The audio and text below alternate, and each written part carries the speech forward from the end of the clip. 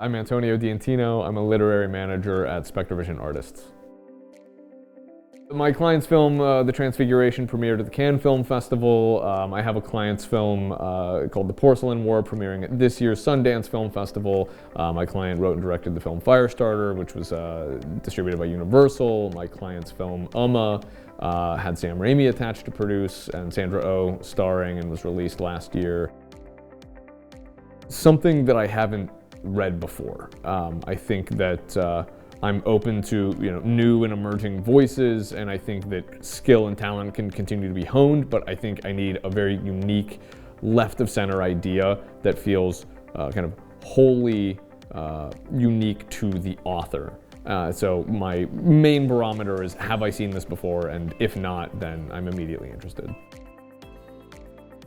I think a writer should use VPF because there are a lot of ways into this industry, but there are also a lot of roadblocks, and I think things like VPF make it easier to interface directly with executives and representatives to help get their work seen. My advice for VPF writers on the platform would be persistent. This is a long game. It takes a long time for everybody, and just continuing to write, continuing to hone your craft, and continuing to stay active, I think is the most important thing you can do.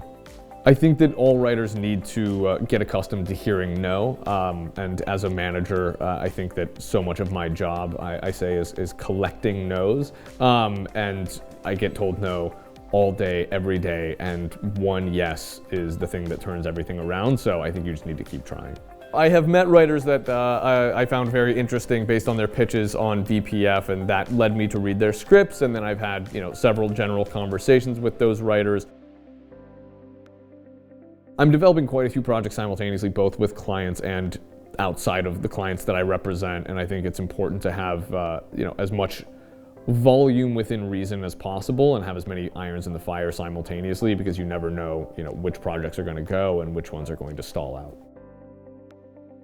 I didn't grow up in Los Angeles. I grew up in very rural Ohio, and I think that I fell in love with film and TV because it provided a way for me to see parts of the country and parts of the world and people's experiences that I wasn't exposed to otherwise. And so I think it's sort of a unifier among cultures and people, and it's a great way to expose yourselves to experiences that are outside of your own. I got into the business because I loved movies and I loved TV, and I think I was drawn to the idea of storytelling, knowing that I didn't necessarily want to be a writer myself, but wanted to help people find the opportunities to tell their stories.